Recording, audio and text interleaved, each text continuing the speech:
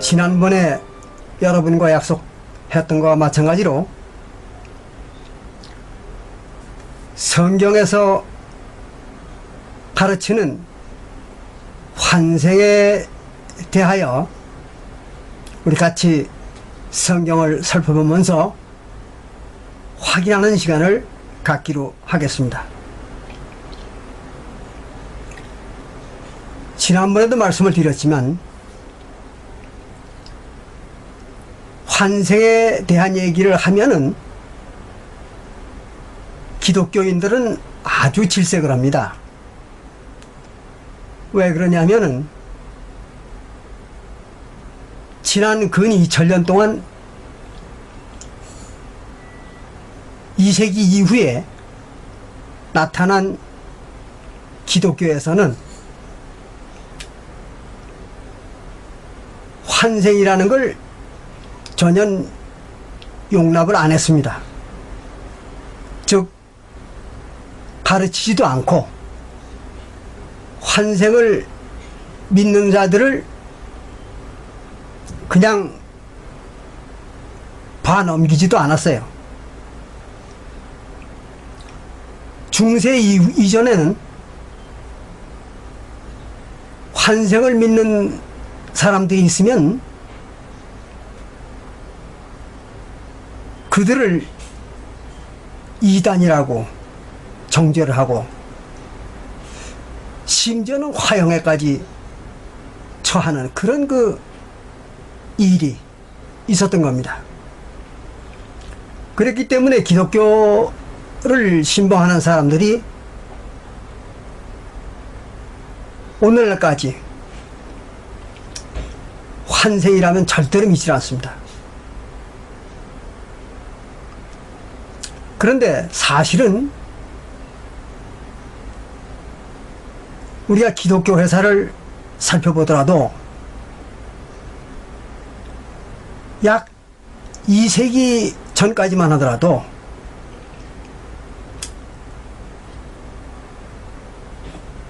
기독교인들이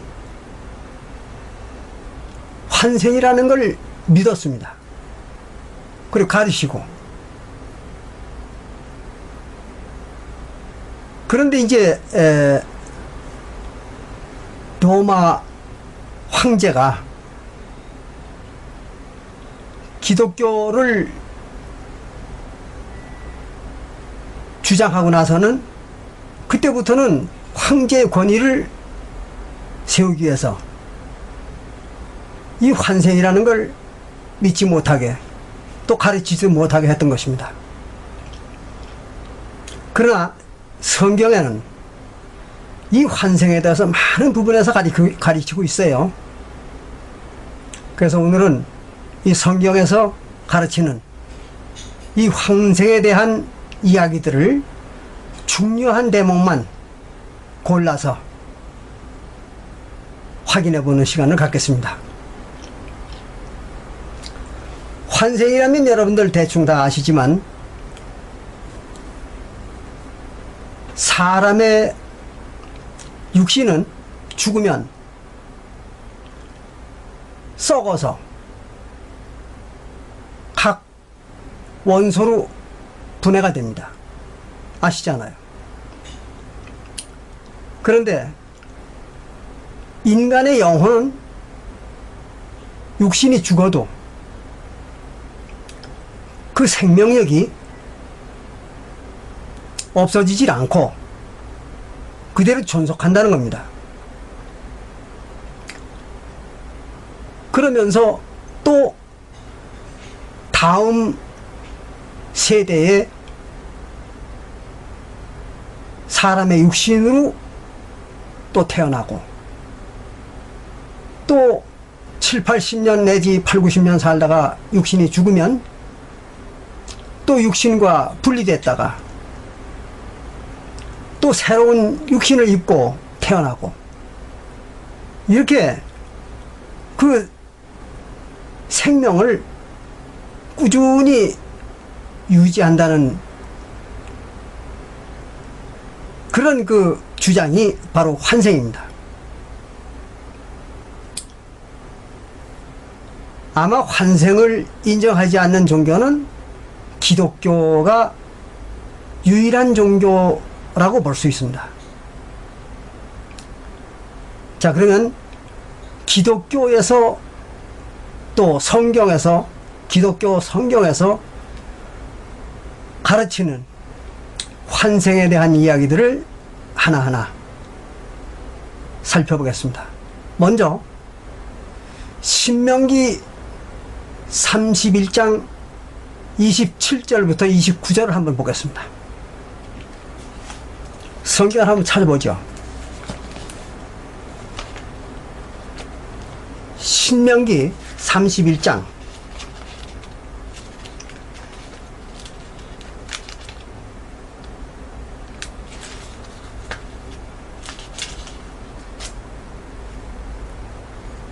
27절에 보면 이런 말이 기록되어 있습니다.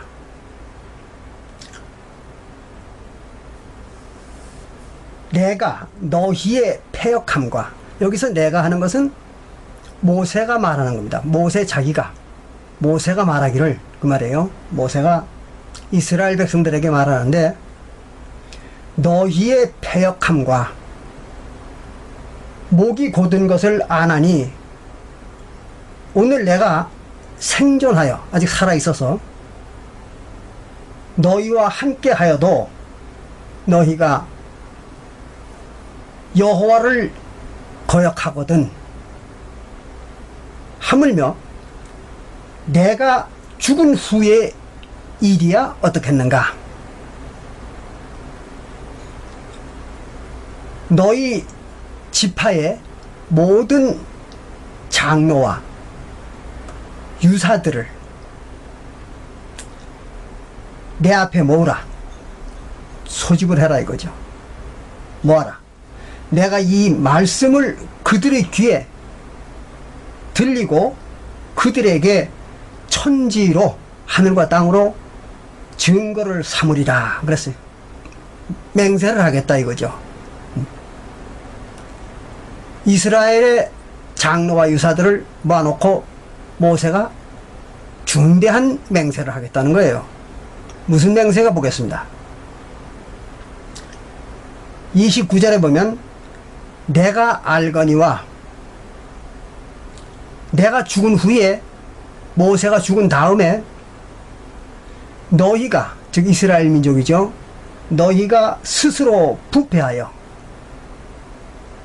내가 너희에게 명한 길을 떠나서, 모세가 가르친 모든 가르침을 떠나서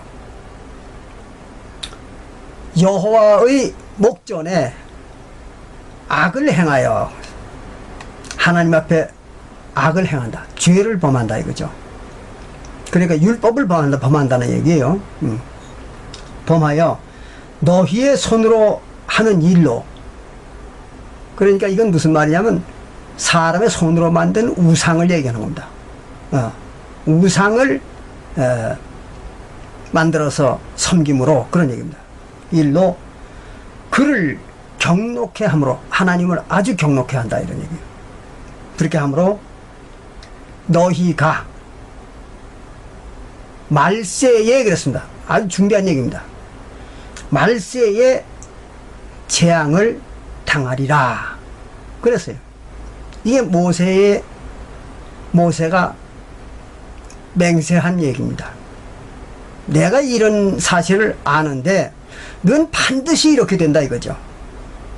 내가 죽으면은 반드시 이스라엘 민족은 하나님에게 범죄해서, 즉 죄악을 범해가지고 말세에 재앙을 당할 것이다 그랬어요.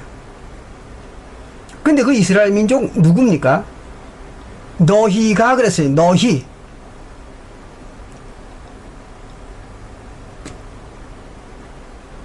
바로 출애굽 당시에 이스라엘 백성들을 말하는 겁니다. 너희가. 그렇지 않다면, 그들을 말하는 게 아니라면 모세가 이렇게 이야기할 필요가 없어요.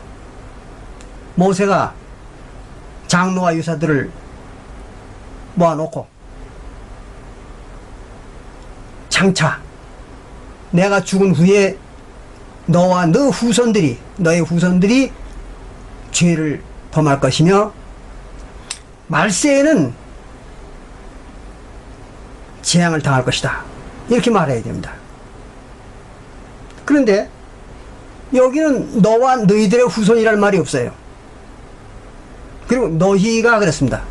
너희가 누굽니까? 바로 모세 앞에 모여있는 이스라엘 백성들을 말하는 겁니다. 그래서 모세가 그 이스라엘 백성들을 보고 너희가 말세의 재앙을 당하리라 그랬어요. 이상하잖아요.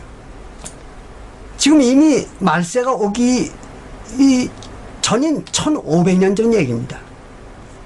말세가 오기 1500년 전에 이스라엘 백성들을 안 지켜놓고 모세가 하는 말이에요. 그럼 1500년 후에 일어날 말세하고 1500년 전에 이스라엘 백성들하고 무슨 관계가 있습니까? 관계 없잖아요. 이들이 몇 천년 삽니까? 아니지 않습니까? 잘해봐야 100년 살겠죠. 그런 사람들을 안 지켜놓고 너희가 죄를 범해서 말세에 재앙을 당한다, 이런 말을 하고 있는 거예요. 이게 무슨 얘기입니까? 이들이 말세에 환생을 하지 않고야 어떻게 그들이 재앙을 당합니까? 그럼 자, 말세가 언젠가 한번 보겠습니다. 지난번에도 잠깐 보셨죠? 봅니다. 말세에 대해서 베드로전서 1장 5절을 봅니다.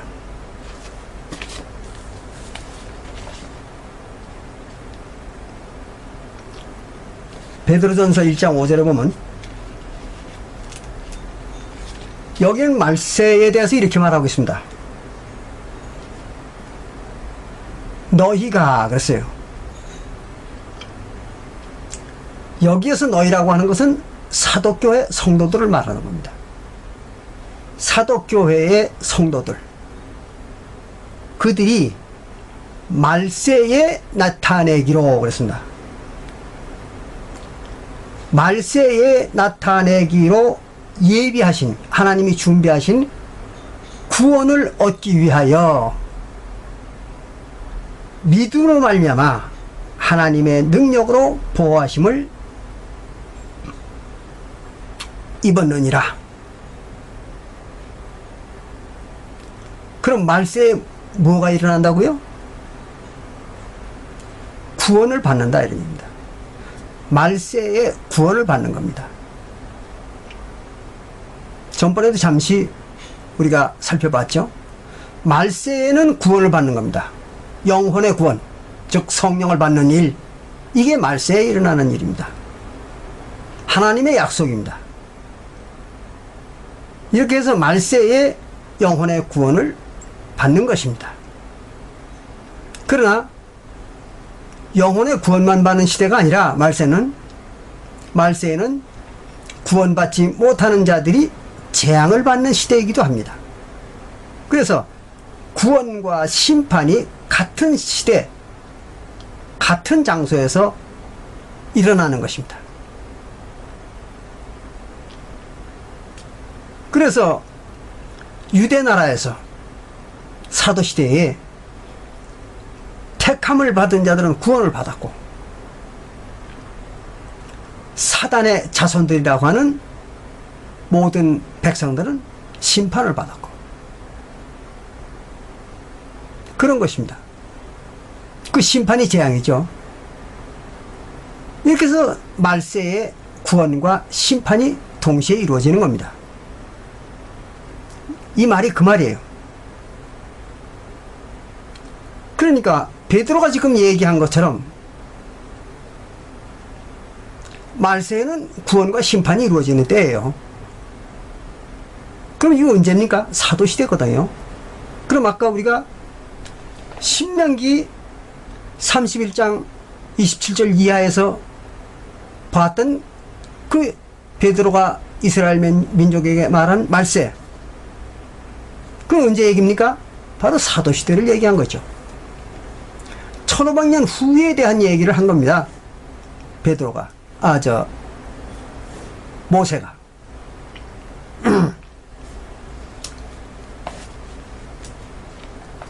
그런데 그 1500년 전, 사도시대로부터 1500년 전 이스라엘 백성들에게 모세가 그랬잖아요.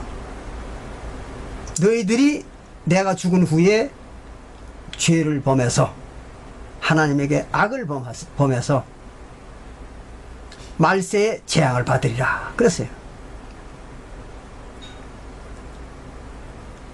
사도시대의 재앙을 받는다는 얘기예요. 그들이 그 1500년 전에 1500년 후에 재앙을 받겠다는 얘기를 하는 겁니다. 이거를 만약에 오늘날 기독교회들이 결사적으로 주장하는 그 환생의 부인, 환생을 부인하는 생각을 갖는다면 이 성경 말씀을 해석을 할 수가 있을까요? 절대로 불가능합니다. 이렇게 성경에서 명백히 지금 가르치고 있는데도 불구하고 기독교들이 이 환생을 부인하고 있어요. 이상한 일이죠. 이와 같이 잘못된 지식에 대한 고정관념이라는 것은 사람들을 완전히 바보를 만드는 겁니다. 그리고 그들의 영혼에게 씻을 수 없는 과오를 범하게 만드는 거죠. 오늘날 우리 한국 교회들도 마찬가지입니다. 절대로 환생을 믿지 않습니다. 이렇게 성경에서 명백히 가르치고 있는데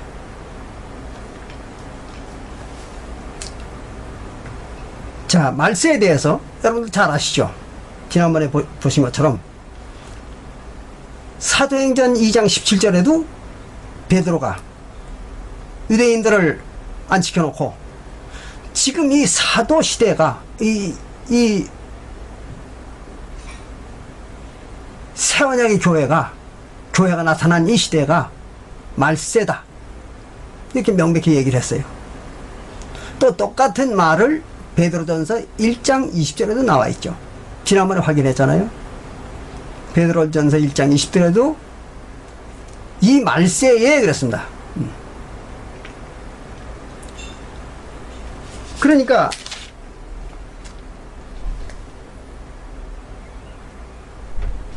사도시대가, 사도교회 시대가 말세라는 얘기입니다.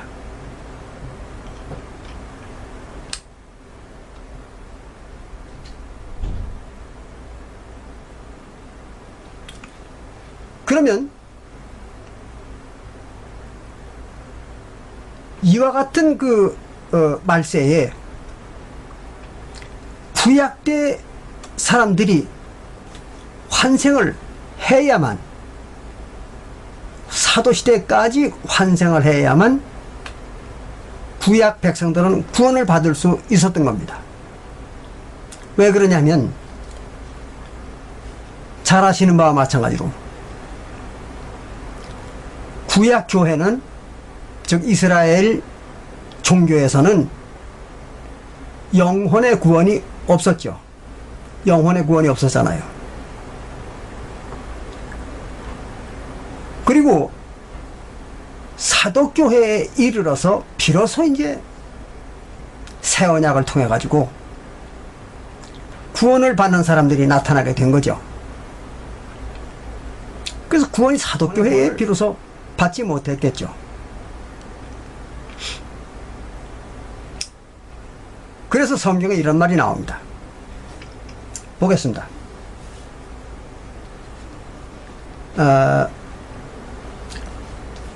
히브리서 11장 36절부터 봅니다. 히브리서 11장 36절부터 보면은 여기 이런 말이 기록되어 있습니다.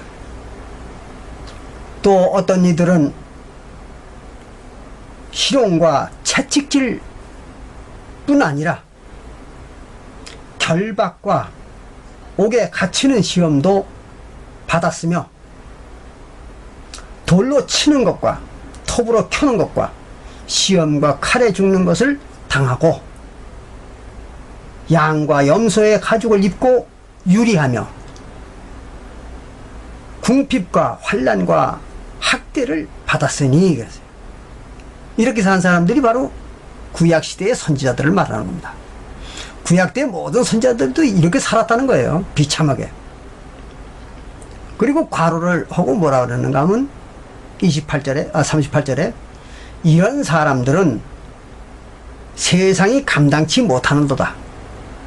이런 사람들은 아무리 해도 자기의 지조를 꺾지 않기 때문에 어떻게 해볼 도리가 없다는 거예요. 죽여도 자기 지조를 꺾지 않으니까 감당할 수가 없는 사람들이죠. 바로 그 얘기입니다.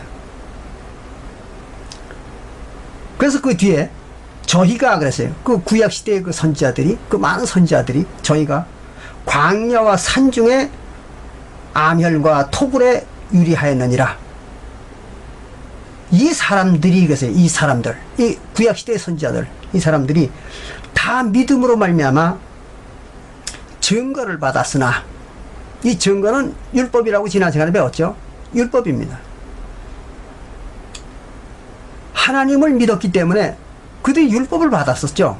무슨 율법? 모세의 율법이요. 그 얘기입니다. 지금 모세의 율법은 받았었지만 약속은 받지 못하였으니, 무슨 약속입니까? 새 언약의 약속이죠. 새 언약의 약속은 지난번에 우리가 사도행전 1장 4절부터 보니까 하나님이 주기로 약속한 것이 뭐였다고요? 성령이었죠. 사도행전 1장 8절에 보니까 성령이었던 겁니다. 그게 무엇을 약속으로 주었습니까? 새 언약의 약속으로 준 것입니다. 새 언약의 약속을 가지고, 새 언약을 약속을 통해서 성령을 주겠다는 약속을 한 거예요. 누구에게? 새 언약의 백성들에게. 그런 얘기입니다. 구약 때는 그런 약속이 없었죠. 모세의 율법만 주었다는 얘기예요. 그리고 성령에 대한 약속, 영원한 생명, 즉 하나님과 같은 생명이 되는 그 하나님의 영, 즉 성령을 주겠다는 약속을 새 언약의 성도들에게만 했던 겁니다. 새 언약을 통해서. 그게 새 언약의 약속입니다. 그런데 그 약속을 이들은 받지 못했어요. 그러니까 모세의 율법은 받았는데 성령의 약속을 못 받았으니까 성령을 못 받았겠죠. 그럼 성령을 못 받으면 어떻게 됩니까? 영생을 못 하는 거죠. 천국 생명이 될 수가 없는 겁니다. 그래서 구약시대의 이 사람들은 다시 태어나지 않으면 안 되는 것입니다. 영원한 생명, 즉 하나님과 같은 생명인 성령을 받기 위해서는 다시 태어나지 않으면 안 된다는 얘기예요.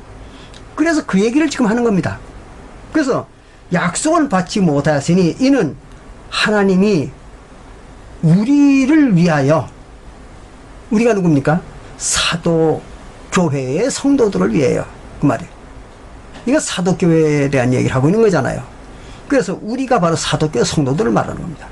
우리 사도교회 성도들을 위하여 더 좋은 것을 예비하였은즉, 즉 구약 때보다는 더 좋은 걸 준비했다 이거예요. 하나님이 새언약교회 성도들에게 그렇게 하였은즉, 우리가 아니면, 사도교회의 성도들이 아니면, 사도교회의 예수님의 제자들과 성도들이 아니면 저희로 그랬습니다. 저희가 누구예요? 구약시대의 선지자들, 그 많은 선지자들입니다.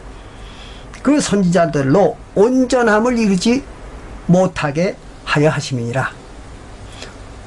온전함을 입는다는 게 뭐예요? 구원을 받는다는 얘기죠. 영혼의 구원을 받는 겁니다. 그래서 영혼의 구원, 즉 성령을 받지 못하게 하였다. 왜? 바로 새 언약의 성도들로 하여금 그들을 온전하게 하기 위해서. 그래서 그들에게 온전함을 얻지 못하게 했다는 거예요. 구약시대에는. 이게 그 말입니다. 그럼 이 말이 결국은 다시 우리가 뒤집어 말하면 구약시대의 선지자들도, 모든 선지자들도 모세의 율법은 받았었으나 영혼의 구원을 받지 못했기 때문에, 즉 성령을 받지 못했기 때문에 그 성령을 받기 위해서 다시 태어나야 되고, 다시 태어나서 사도교회의 성도들로 말미암아 구원을, 즉 온전함을 얻도록 했다는 얘기죠. 바로 그 얘기입니다. 이렇게 기록이 되어 있는데도 환생을 부인하겠습니까?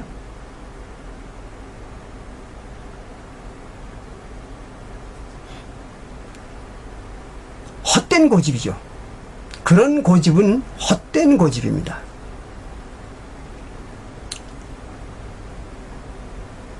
이와 같이 성경에서는 도처에서 부활을 가르치고 있습니다. 또 한 군데 보겠습니다. 신명기 18장 15절부터 봅니다. 이건 여러분들이 잘 아시는 성경 구절일 거예요. 신명기 18장 15절부터 보면은, 여기도 모세가 이스라엘 백성들을 보고 하는 얘기입니다. 네 하나님 여호와께서 너희 중, 그랬습니다. 너희 중, 이스라엘 민족 중에서, 그 말입니다. 너희 중, 이스라엘 민족 중에서 네 형제 중에서 나와 같은 선지자 하나를, 모세와 같은 선지자 하나를 너를 위하여, 그랬어요. 너를 위하여. 너희 이스라엘 민족을 위하여가 아니라 너희를 위하여, 그 말입니다.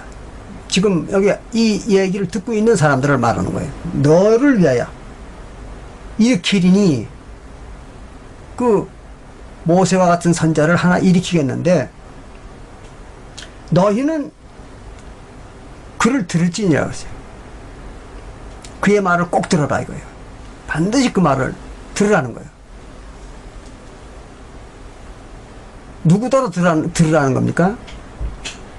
모세가 출애굽 당시에 같이 있던 이스라엘 백성들입니다. 그들더러 그 모세와 같은 선자가 일어날 것인데 그의 말을 들으라는 거죠.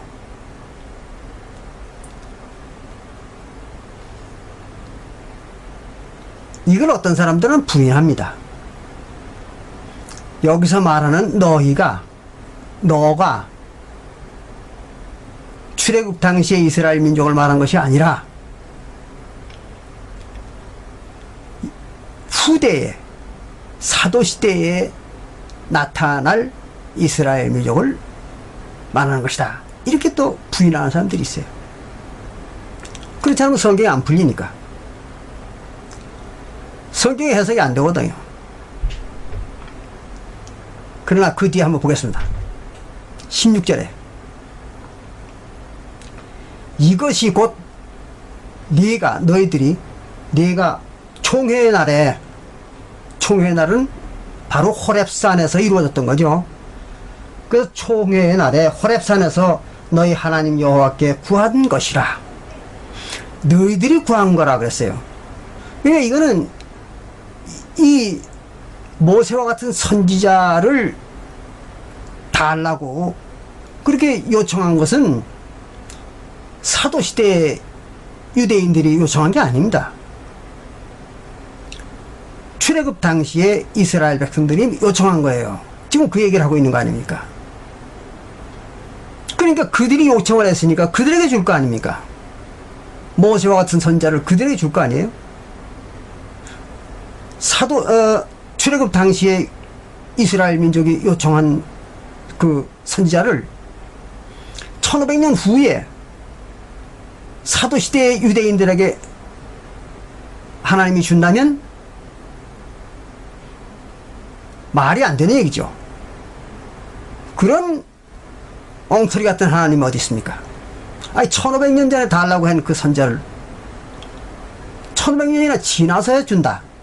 하나님이 달라고 하지도 않은 사람들한테. 말이 안 되는 얘기잖아요. 그 말이 된다고 생각하십니까? 이런 그 어처구니 없는 얘기들을 주장하는 것이 바로 기독교인들입니다. 자, 그 뒤에 봅니다. 곧 네가 말하기를 나로 다시는 나의 하나님 여호와의 음성을 듣지 않게 하시고 다시는 이 큰 불을 보지 않게 하소서. 두렵건대 내가 죽을까 하나이다. 도저히 죽을 것 같아서 이거 못 견디겠습니다. 제발 우리가 하나님 음성을 직접 듣지 않고 이 불을 보지 않게 좀 해주십시오. 이렇게 요청을 한 거예요. 이스라엘 백성들이 호렙산에서. 하매 여호와께서 내게 이르시되 그들의 말이 옳도다. 내가 그들의 형제 중에, 그랬어요. 그들의 형제 중에 너와 같은 선지자 하나를 그들을 위해 일으키리니 그랬어요. 누구를 위해서? 그들을 위해서. 그들을 위해서 일으키는 거예요. 출애굽 당시의 이스라엘 백성들을 위해서 일으키는 겁니다. 이 선지자는 사도시대 유대인들을 위해서 일으키는 게 아니에요. 이 정확히 우리는 성경을 해석을 해야 됩니다. 자, 그래가지고 그들을 위하여 일으키고 내 말을 그 입에 두리니 내가 그에게 명하는 것을 그가 무리에게 다 고하리라. 다 가르친다 이거예요. 무릇 그가 내 이름으로 고하는 내 말을 듣지 아니하는 자는 내게 벌을 받을 것이요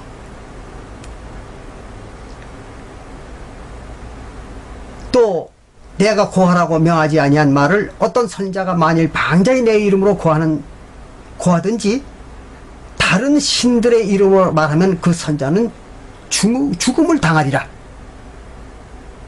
그 하셨느니라 그 말이에요. 하나님이 그렇게 얘기했다는 거예요. 이게 지금 모세의 얘기입니다. 자, 그러면 지금 모세가 얘기하는 그 모세와 같은 선지자 누군가? 하나님이 모세와 같은 선지자를 출애굽 당시에 이스라엘 백성들에게 주겠다고 약속을 했는데 언제 그 모세와 같은 선지자가 나타났는가? 한번 보겠습니다. 사도행전 3장 22절부터 봅니다.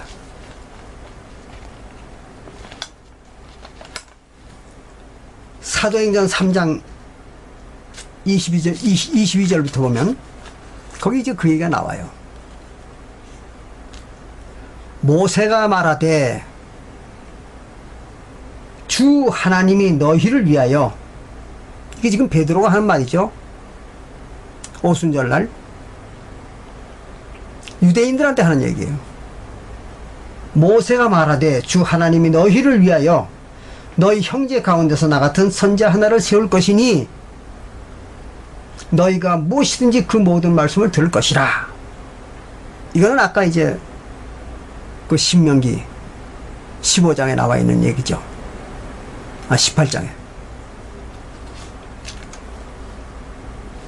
그러면 이 얘기는 무슨 얘기냐 그러면 23절에 사도행전 3장 23절에 누구든지 그 선지자의 말을 듣지 아니하는 자는 백성 중에서 받으려 하였고, 그렇게 말을 했는데, 또한 사무엘 때로부터 옴으로 말한 모든 선지자들도, 사무엘 때 이후에 모든 선지자들도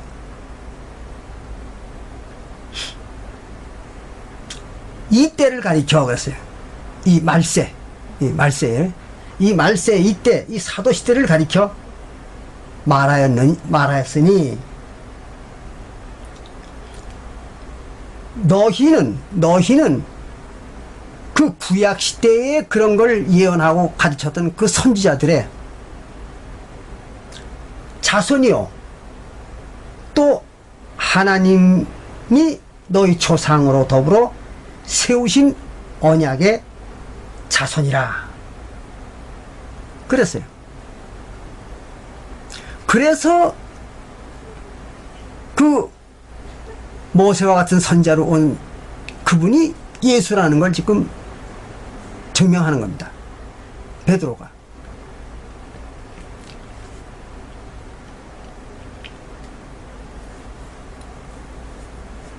그러니까 예수가, 사도시대에 나타났던 예수가 바로 모세가 얘기했던 그 모세와 같은 선지자라는 얘기고, 또 사무엘 이후에 많은 선지자들이 예언했던 그 메시아라는 거죠. 지금 그 얘기를 하는 겁니다.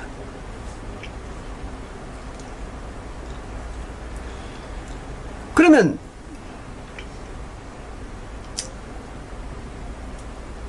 예수가 곧 모세와 같은 선지자라는 얘기죠. 바로 출애굽 당시에 하나님의 말씀을 모세가 받아가지고 전했던 그 모세와 같은 선지자,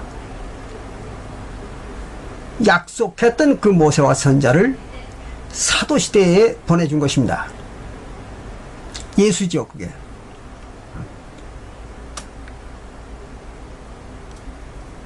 자, 그러니 출애굽 당시에 유대인들이, 이스라엘 민족이, 출애굽 당시에 이스라엘 사람들이 1500년 동안 환생을 해서 사도교회 시대에 유대인으로 다시 태어나지 아니하였다면 예수와 그 유대인들과 무슨 관계가 있겠습니까? 하나님이 그 이스라엘 백성들을 위해서 세우겠다고 한 선지자인데, 그 선지자가 출애굽 당시에 이스라엘 백성들을 위해서 온 거죠.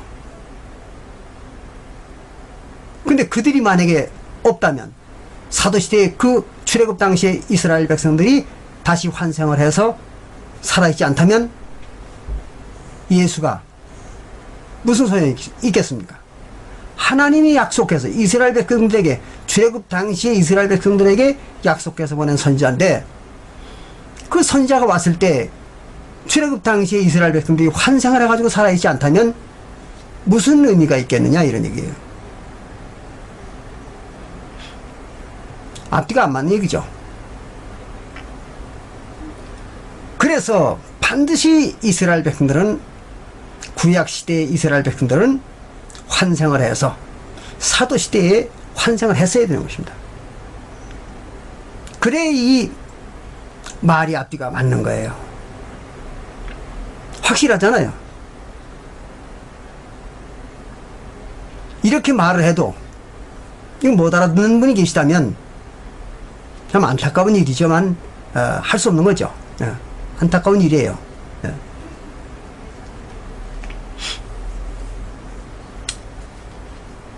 자, 그러면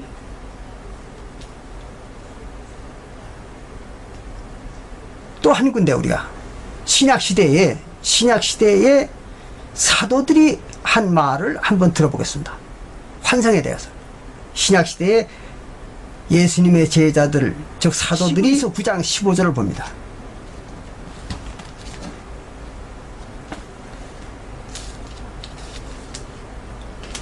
히브리서 9장 15절을 보면요,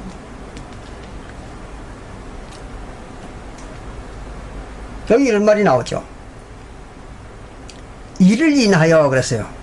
이것을 위해서, 이것은 뭐냐면 여기서 얘기하는 이것이라는 것은 14절에 영원한 성령으로 말미암아 흠없는 자기를 하나님께 드린 그리스도의 피가 어찌 너희 양심으로 죽은 행실에서 깨끗게 하고 살아계신 하나님을 섬기게 못하겠느냐 그랬어요. 바로 그겁니다. 그것 때문에 그런 얘기입니다. 그 문제 때문에 그는 새 언약의 중보인이 그 말이에요. 예수님을 말하는 거죠. 예수님이 새 언약의 중보다 그런 얘기죠. 중보는 중개인이라는 얘기죠. 그래서 성도들과 하나님 사이에서 성도들과 하나님이 언약을 맺는 중개인 노릇을 했다 이거예요. 예수가. 그래서 그를 중개인이라고 이렇게 얘기하는 겁니다. 중보자, 중개인 똑같은 말이죠. 그래서 중보니 즉 중개인이니 이는 그 이유는 왜 중개를 했는가 하면 첫 언약 때에 그랬어요. 구약이죠. 첫 언약 때, 구약 때에 그런 얘기예요. 구약 때에 범한 죄를 속하려고 그 말이에요. 구약 시대에 지은 죄를 용서해 주려고 누가? 예수가 새 언약의 중보 노릇을 한 이유는 구약 때 지은 죄를 용서해 주려고 그걸 했다는 얘기예요. 바로 그 얘기입니다. 아주 중대한 얘기입니다. 이거는. 그래서 하려고 죽으사 예수님이 죽어주었다는 얘기죠. 부르심을 입은 자로 하여금 영원한 기업의 약속을 얻게 하려 하심이니라. 부르심을 입었다. 그 말은 택함을 받았다. 그 말입니다. 그래서 택함을 받은 자들의 기업, 영원한 기업 어디입니까? 하늘나라죠. 천국.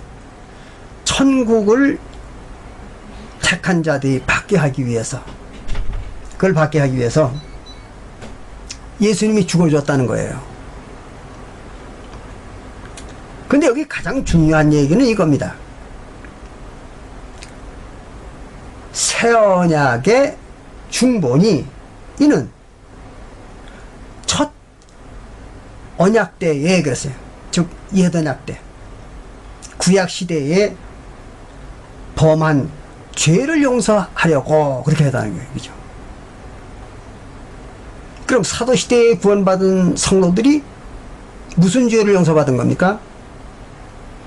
구약시대에 율법을 범한 죄를 용서받은 거예요.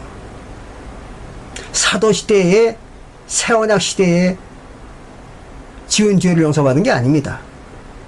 구약시대, 구약의 율법, 모세의 율법을 범해가지고 지은 죄를 용서받은 겁니다. 이건 아주 중대한 얘기입니다. 이것이. 자, 그러면 여기서 우리 이렇게 생각해 봅시다. 사도시대의 성도들은 구약시대의 율법을 범한 거에 대한 죄를 용서받은 겁니다. 그러면 만약에 환생이 없다고 가정을 합시다. 환생이 없다고 가정을 하면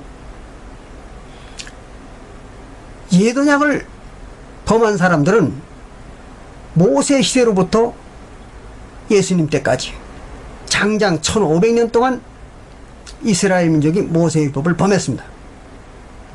그래서 많은 죄를 졌습니다. 그런데 환생이 없다고 가정해 봅시다. 어떤 일이 나타날까요? 그러면 예수와 동시대에 태어난 유대인들만 옛 언약에 범한 죄를 용서받는다는 얘기죠.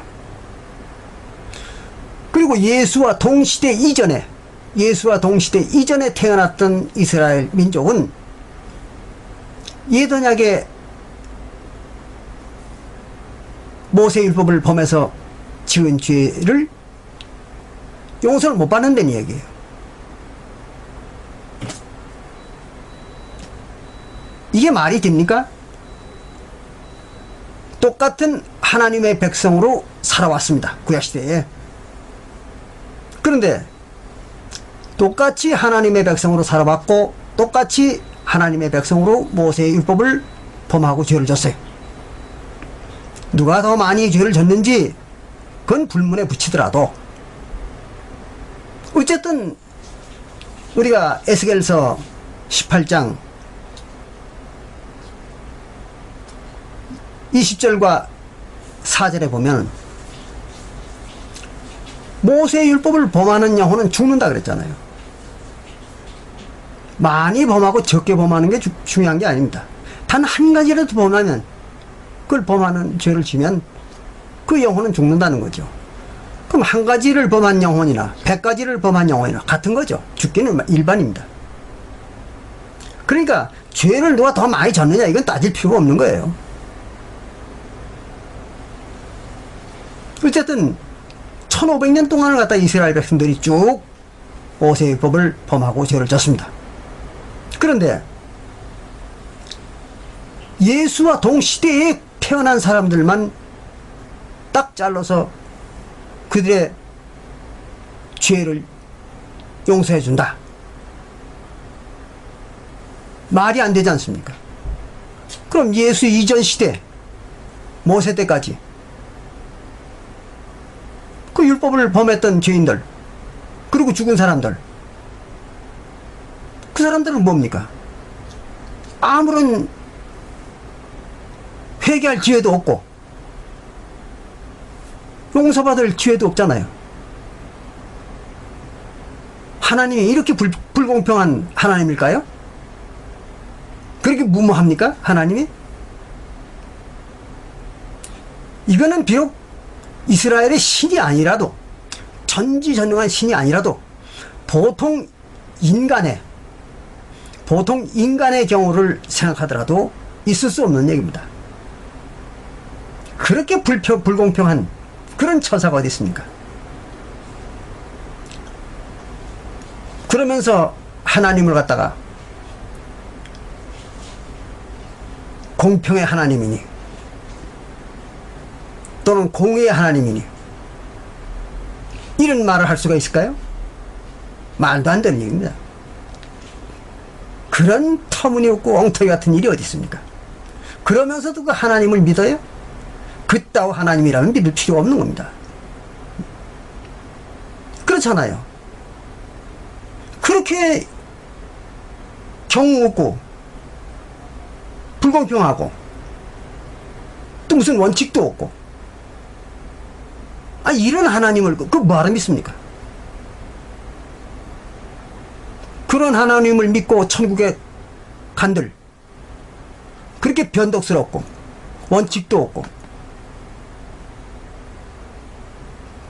그런 황당한 하나님을 믿고 천국에 가면 영원히 그런 황당한 걸 당하고 살 거 아니에요. 거기서 그럴 바에 천국 갈 필요 없는 거죠. 그렇지 않습니까? 이 세상에서 그냥 인간으로 환생하면서 사는 게 낫죠. 그게 오히려 더 좋지 않습니까?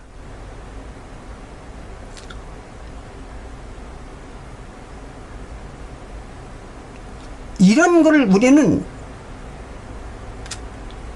확실하게 따져야 되는 겁니다. 왜 안 따집니까, 이런 걸? 그리고 덮어놓고 목사들이 떠드는 소리만 듣고 무작정 따라가는 거예요. 그러니까 노예들처럼 돈 바치고 노력 바치고 자기 인생이 어떻게 되든 무슨 낙원에 가면은 하나님을 믿고 예수를 믿고 천국 낙원에 가면은 거기는 영원한 행복만이 있다. 웃기는 얘기입니다. 무슨 행복이 있어요? 이런 하나님이 하늘의 왕으로 있다면 그놈의 왕국에서 무슨 행복이 있겠습니까?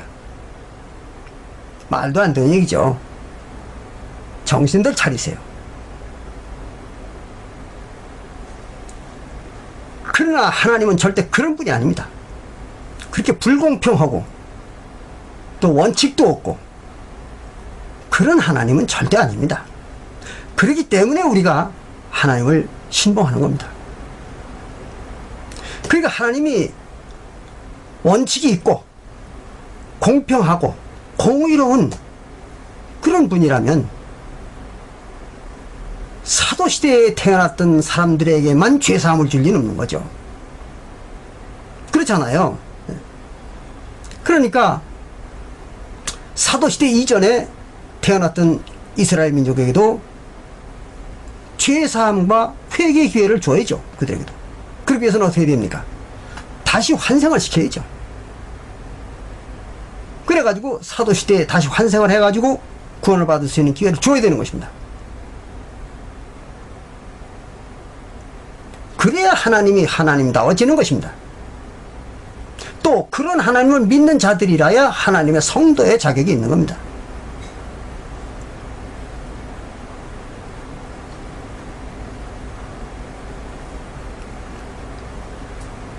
자, 그러면 이것이 바로 환생에 대한 얘기입니다. 이것도 바로 히브리서에서 나오는 히브리서 9장 15절에 나오는 이 말씀도 바로 환생에 대한 얘기예요.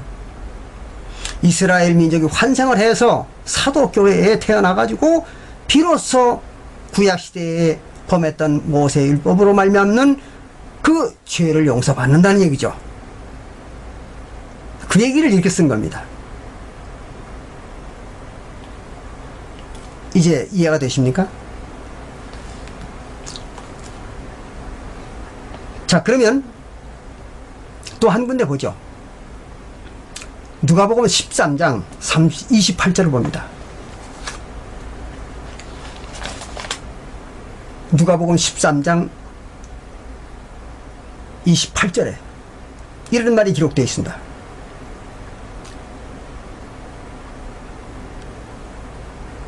예수가 유대인들에게 하는 말입니다. 예수님이 유대인들에게 직접 하는 말이에요. 너희가 그랬습니다. 너희는 누구야? 유대인들 말하죠. 예수님 당시에 예수님 오셨을 때 유대인들을 얘기하는 겁니다. 유대인들이 쭉 있으니까 옆에 그들에게 말하는 거예요. 너희들이 그 말, 너희 유대인들이 아브라함과 이삭과 야곱과 모든 선지자는, 여기 모든 선지자가 누굽니까? 구약시대의 모든 선지자예요. 구약시대의 모든 선지자를 말하는 겁니다. 구약시대의 모든 선지자는 하나님 나라에 있고 그랬어요. 하나님 나라에 있다는 거예요. 그러니까 들어간 거죠. 하나님 나라에 들어간 겁니다. 이들이. 구약시대에는 영혼의 구원이 없었다고 했죠. 그 영혼의 구원이 없는데 그들이 어떻게 하늘나라에 들어갔겠습니까? 천국에 어떻게 들어갔겠어요? 천국이라는 것은, 하나님의 나라는 하나님과 같은 영혼, 즉 성령을 받은 영혼이 돼야만 갈 수 있는 겁니다. 저와 똑같은 거죠. 물속에는 물고기가 살잖아요. 이 무태는 무짐승이 삽니다. 그런데 이 무짐승들이 물속에 들어가 살 수 있을까요? 살 수가 없겠죠. 그럼 무짐승인 인간도 물속에 들어가 살 수가 없잖아요. 그럼 물속에 들어갔다 어떻게 해야 됩니까? 잠수복을 입어야죠.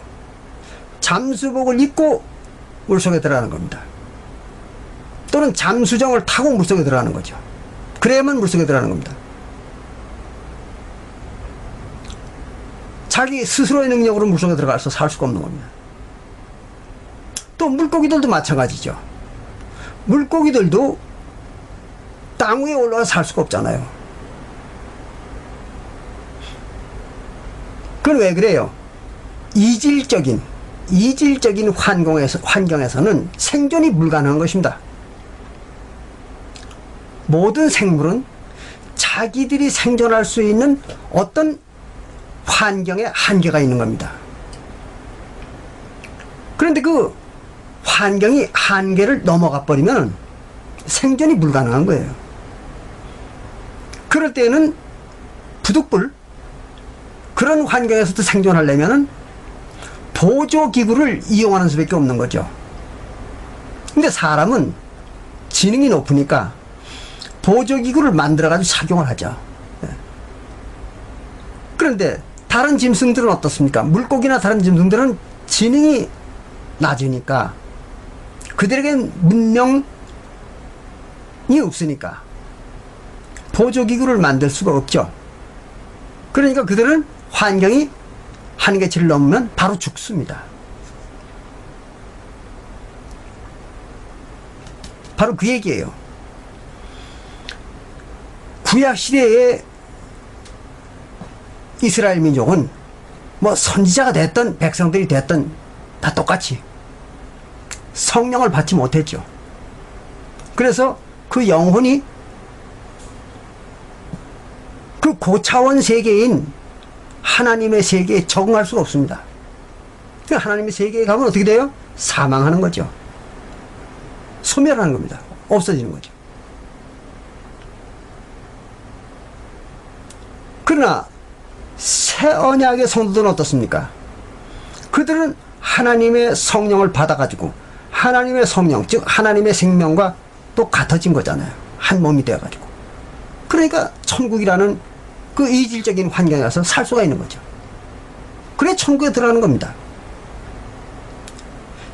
영혼이 바뀌어야, 하나님과 같은 영혼으로 바뀌어야 하나님의 나라에 들어가는 겁니다.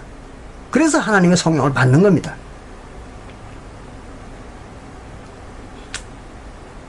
그런데 여기 보니까 하늘나라에 성령도 받지 못했던 그 선지자들이 들어가 있다 그랬잖아요. 이 말은 무슨 말이냐? 이들이 벌써 이미 성령을 받았다는 얘기죠. 어디에서? 구약교회에서 받았을까요? 천만 말씀이죠. 새언약교회에 와가지고 받았다 그런 얘기입니다. 새언약교회에 와서 아까 우리가 히브리서에서 봤죠. 새언약교회에 태어나서 성령을 받고 천국에 들어갔다. 그 말을 이렇게 쓴 겁니다. 그래서 모든 선자는 하나님 나라에 들어가 있고 오직 너희가 누구예요? 유대인들이죠. 구원 못 받은 유대인들. 그 너희 유대인들은 밖에 쫓겨난 것을 본다 그랬어요. 어디 바뀝니까? 천국을 기준으로 얘기를 한다고 그랬죠? 이 성경의 모든 이야기는. 그러니까 밖에 쫓겨났다 그 말은 천국 밖으로 쫓겨났다는 얘기죠. 하나님의 나라에서 쫓겨났다 그런 얘기예요. 구약시대에 비록 이스라엘 백성들이 하나님과 똑같은 영혼이 되지는 못했지만, 즉 성령을 받지는 못했지만, 그래도 육신에 속한 하나님의 백성과 하나님의 나라의 자격을 받았던 거 아닙니까? 그래서 그것도 사실은 하나님의 나라입니다. 구약교회 때의 이스라엘 백성들도, 이스라엘 나라도 하나님의 나라였습니다. 그 얘기예요, 바로. 거기서 쫓겨난다는 거죠. 쫓겨나니까 어떻게 돼요? 이스라엘 나라 백성 노릇도 못하는 겁니다. 그게 말세입니다. 그래서 유대 나라가 멸망하는 서기 70년, 그때 이후에는 그나마 그 땅에 속한 하나님의 나라인 이스라엘 나라도 갖지 못하는 겁니다. 빼앗기는 거예요. 그 말도. 없어지는 거죠. 그 얘기를 이거 하는 겁니다. 그래서 쫓겨난 것을 볼 때에 거기서 그 쫓겨난 자리에서 슬피 울며 이를 갈 것이다.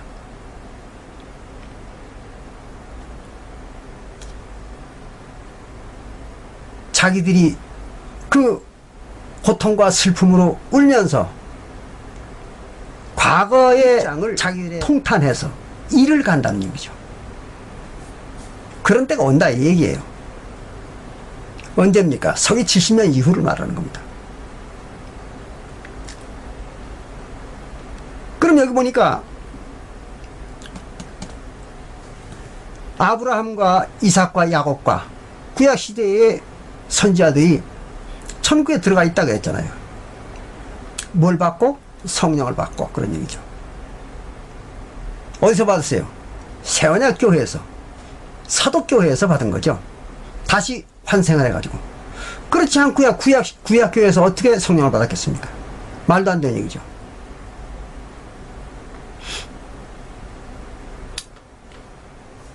그럼 이건 뭡니까? 이것도 바로 예수님이 환생에 대한 얘기를 한 겁니다.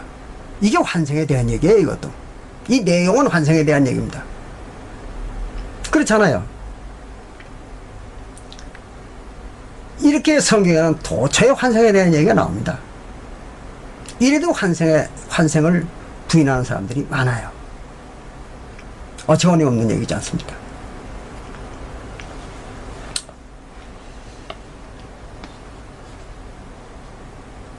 그러면 이와 같이 우리가 지금까지 살펴본 것만 하더라도 이스라엘 백성들도 환생을 했다는 건 자명한 사실 아닙니까? 뭐 이외에도 성경에는 무수한 환생에 대한 얘기가 있습니다. 근데 시간상 이걸 다 들춰볼 수가 없는 거죠. 우리 지난번에 공부할 때 이삭이 예수였었는데 그 이삭이 예수로 다시 사도시대에 환생을 했다. 그런 거 배웠죠? 이삭도 예수로 환생을 했잖아요. 그건 지난 시간에 우리 살펴봤으니까 또 뭐 성경 들치지 않아도 여러분들이 기억이 나시겠죠. 그럼 한 가지만 더 보고 마칩니다. 엘리야라는 사람 여러분은 아시죠? 구약시대의 선지자 중에 그 유명한 엘리야. 이 엘리야가 사도시대에 침례 요한으로 환생을 했던 겁니다. 이게 예수님이 하신 말씀이에요. 확인합니다. 마태복음 17장 10절입니다.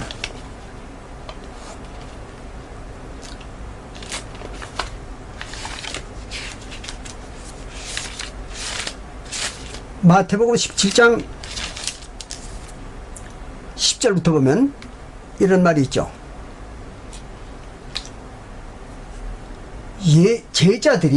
예수님의 제자들이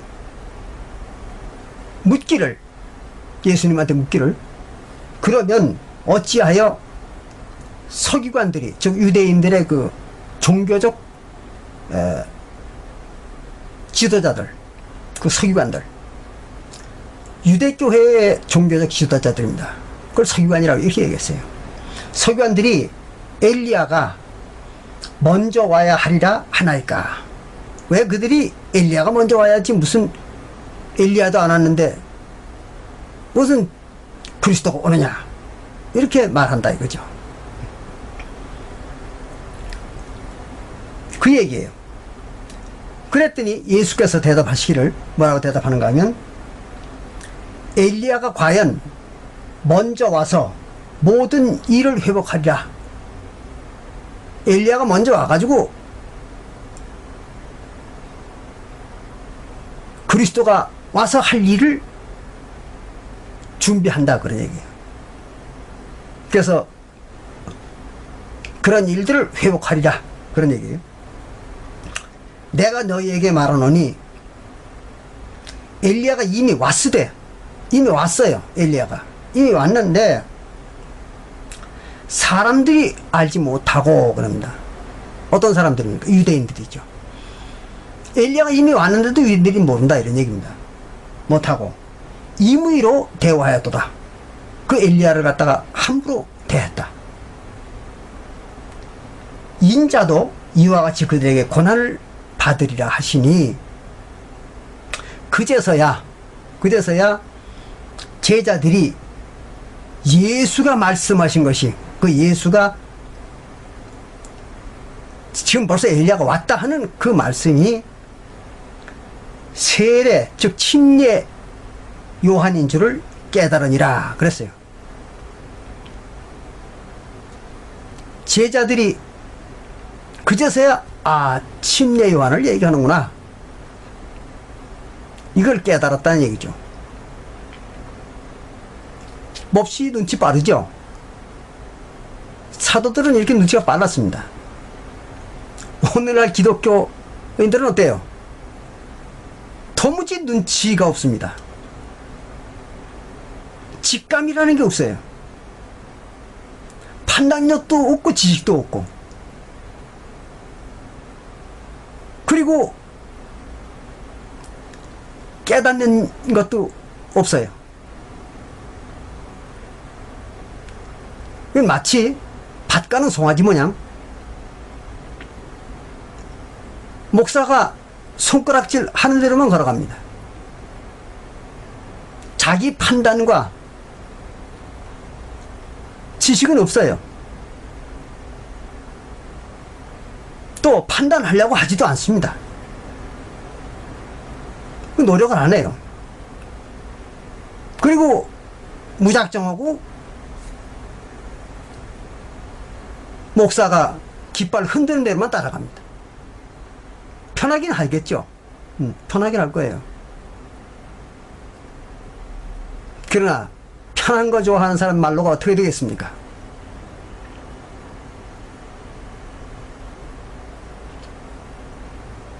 우린 그런 식의 신앙을 해서는 안 됩니다. 물론 신앙만 그런 건 아니죠. 사람이 세상에 태어나서 두뇌와 생각을 가지고 있다면 자기 나름대로 뭔 생각을 좀 하고 판단을 하고, 그리고 탐구도 하고 따져도 보고 이렇게 해야 될 거 아닙니까? 그렇게 해서 스스로 바른 길을 찾아가는 노력을 기울여야죠. 그래, 그 인간에 갇혀 있는 거잖아요. 다른 동물과 다른 점이 그거 아닙니까? 인간의 다른 점이. 근데 아무런 생각도 없고, 또 뭘 더 알려고 하지도 않고, 판단력도 없고, 또 자기 앞에 나타나는 상황이나 또는 지식들이 바른 건지 그런 건지 유익한 건지 불리한 것인지 이런 것들을 따져보지도 않고 무작정 그냥 따라가는 거예요. 그럼 그 사람입니까? 짐승이죠. 그거는 짐승입니다. 우린 그렇게 짐승 같은 인간이 돼서는 안 됩니다.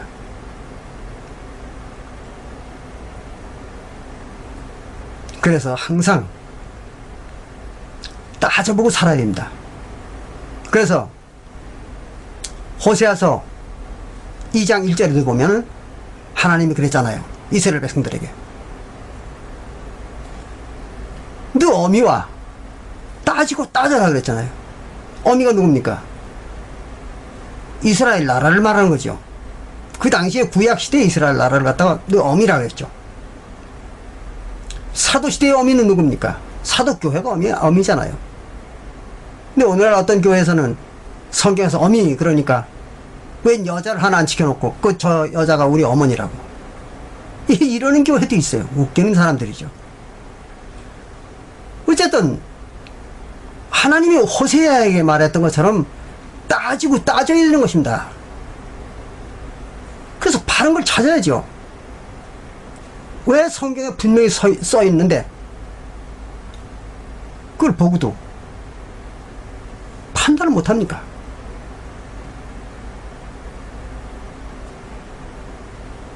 또 앞뒤가 안 맞는 걸 보면서도 목사가 떠들고 교회에서 가르치고 지시하고 하는 것들이 앞뒤가 안 맞는 걸 보면서도 뭔가 느끼는 게 있으면서도 따지지 않는 거예요.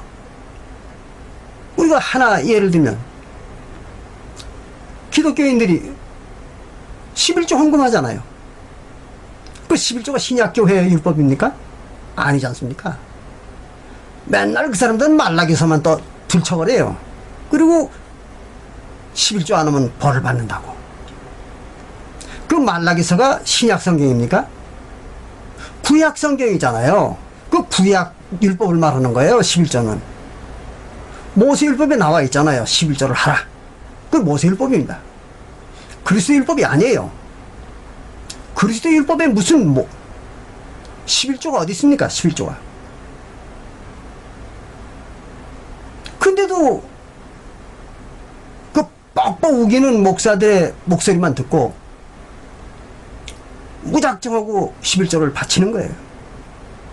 여러분들 수입의 10분의 1이면 적은 게 아닙니다. 하기야 어떤 사람들은 특별 헌금이라고 해가지고 재산을 막 뚝뚝 잘라서 바치는 사람도 있지만 그건 정신없는 얘기입니다. 국가의 세금 얼마 냅니까, 여러분들? 그것도 많다고 그러면서 자기 수입의 10분의 1을 갖다 교회에다 바친다? 황당한 얘기입니다. 황당한 얘기. 신약시대에 11조가 어디 있어요? 없는 겁니다. 근데 왜 안 따져요? 얘기가 다른 데로 돌아갔습니다만 이렇게 하나님을 신봉한다는 사람들이 황당한 짓들을 하기 때문에 제가 이런 얘기를 하는 겁니다. 여러분들은